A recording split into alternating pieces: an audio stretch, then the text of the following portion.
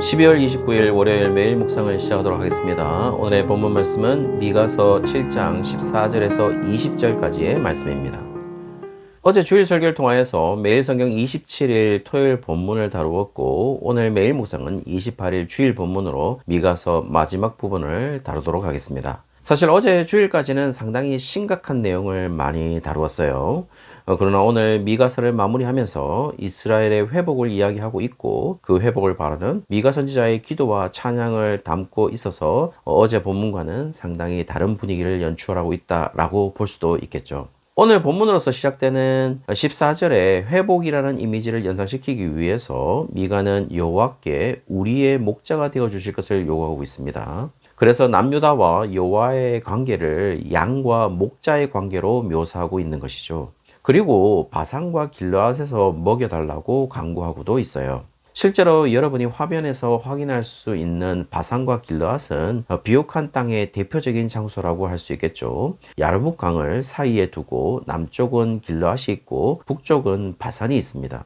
바산의 경우 서쪽은 갈릴리 호수와 요단강이 있어요. 그래서 그런지 몰라도 바산이라는 이름 자체의 의미도 비옥한 땅, 평평한 땅이라는 의미를 가지고 있습니다. 그리고 길르앗의 경우는 남쪽에는 야르논 강이 있습니다. 따라서 농사를 위한 풍부한 물이 존재하는 땅이기에 아주 비옥한 땅이라고 할 수 있겠죠. 그래서 요단 동편에 위치한 아주 기름진 땅이라고 할 수 있을 정도로 이 길르앗 땅은 굉장히 좋은 땅입니다.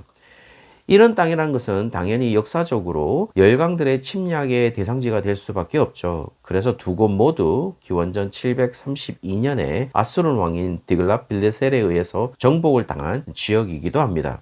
그러므로 미가 선지자가 활동하던 시기에는 아수르의 점령 지역이었기 때문에 미가가 강구하는 것이 당연한 것이죠. 왜냐하면 다시 가져오길 원하니까요.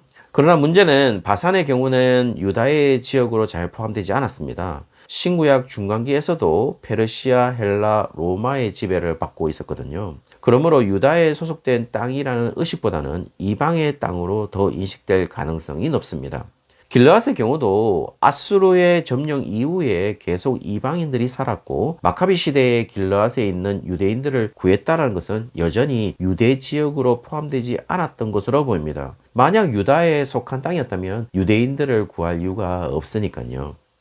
15절에는 이런 땅에서 애굽에서 구원하시는 역사를 이룰 것임을 이야기하고 있어요. 그리고 16절에서 이방 나라들이 하나님의 역사를 보고 엄청나게 놀랄 것이라는 것도 이야기하고 있습니다. 그리고 17절에 보시면 하나님의 역사에 굴복할 것임을 이야기하고 있죠. 동시에 그들이 떨 것도 이야기하고 있어요. 그렇게 이야기하면서 중요한 것은 그들의 일부는 여호와께로 돌아와서 주로 말미암아 두려워할 것임을 이야기하고 있습니다.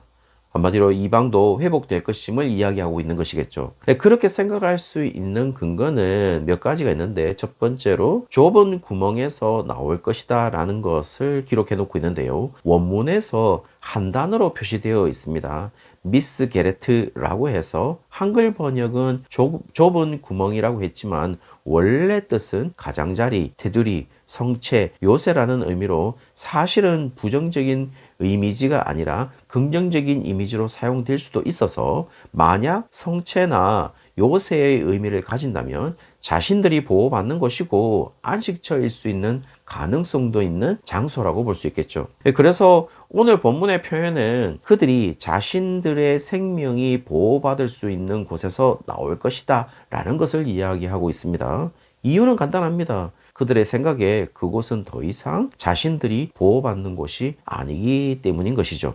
그리고 두 번째로는 두려워하다라는 이 동사가 야레라는 히브리어인데요. 두려워하다, 무서워하다, 경외하다는 의미이기 때문에 하나님을 두려워할 것임을 이야기함으로써 자신이 세상에 있을 때 다른 적들에 대한 두려움보다는 하나님에 대한 두려움을 가질 것을 이야기하고 있는 장면인 것이죠. 사실 성도님들, 하나님을 두려워하지 않는 자들은 다른 것들을 두려워하게 되죠. 하나님을 두려워하는 자는 다른 것을 두려워하지 않습니다. 지금 미가 선지자는 자신의 이름처럼 여호와 같은 자가 누구인가라는 메시지를 던지면서 여호와 외에 다른 이를 두려워할 자가 있는지를 끝없이 질문을 던지고 있는 것으로 보여요.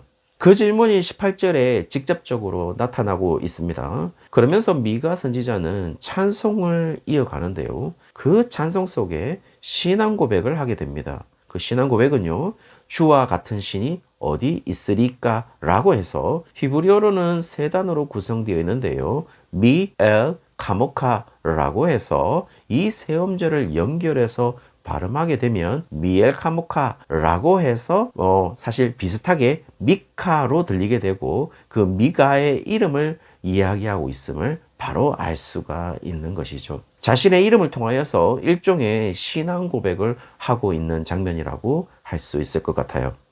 그리고 나서 신앙 고백의 자세한 내용이 나오는데요. 첫 번째는 하나님은 우리를 용서하실 것이다 라는 것이고, 두 번째는 용서하시는 이유는 하나님은 인애를 기뻐하시기 때문이라고 이야기하고 있고, 세 번째는 진노를 오래 품지 아니하시기 때문임을 밝혀주고 있습니다. 그리고 19절에서는 우리의 죄악을 완전히 해결하실 것도 이야기하고 있어요.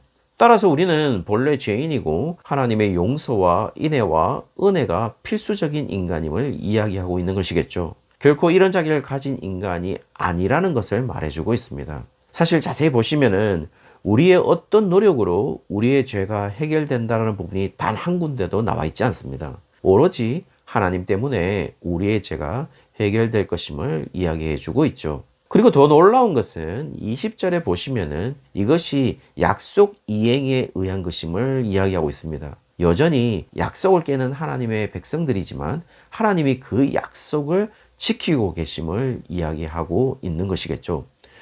그리고 바로 비교 불가한 그 하나님이 약속을 지키는 대상이 바로 우리 자신이다라는 것을, 결국 하나님의 백성이다라는 것을 이야기하고 있는 것이겠죠.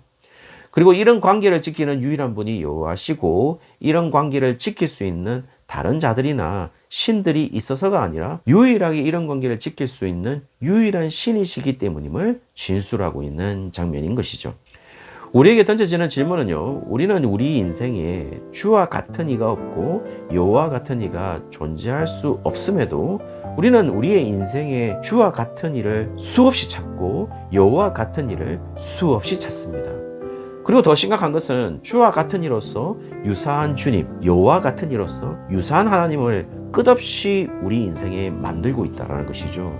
왜냐하면 사실은 20절에 언급된 믿음의 조상이라고 할 수 있는 아브라함도 끝없이 하나님의 관계를 끊어놓을 수 있는 순간들이 얼마나 많았는지 모릅니다. 정말 온전히 우리가 자랑할 만한 믿음의 조상이라고 내세울 수 없을 정도로 아브라함은 그런 순간들이 굉장히 많았습니다. 또 언급된 야곱은 어떻습니까? 야곱의 생애를 정말 일관적으로 내세울 수 있는 인생이라고 말할 수 있을까요? 그렇게 볼 수는 없을 것 같아요. 그러므로 우리가 바라보는 것은 사실상 우리의 실존의 모습이 아닙니다. 오늘 본문은 우리의 실존을 은혜로 덮으시고 하나님의 백성들이 수없이 깨고 있는 그 언약을 홀로 지키시는 하나님을 바라보게 하고 있는 것이겠죠. 아마 지금 우리는 너무 하나님보다 바라보는 것이 많은지도 모르겠어요. 당장 내 눈앞에 있는 문제, 이익, 존재, 가치만을 바라보는 것이 아닐까요? 그것은 모두 유사한 주님이시고 유사한 하나님에 불과한 것들입니다. 더 심하게 말하면 우상에 불과한 것이겠죠. 사랑하는 성도님들, 오늘 하루 그런 모든 우상을 버리고 오로지 홀로 우리와 한 약속을 지키시는 그 하나님을 바라보면서 오늘 미가 선지자가 고백하는 주와 같은 이가 없습니다, 여호와 같은 이가 없습니다 라는 우리의 신앙 고백을 드리는 하루가 되시기를 주의 이름으로 축원합니다.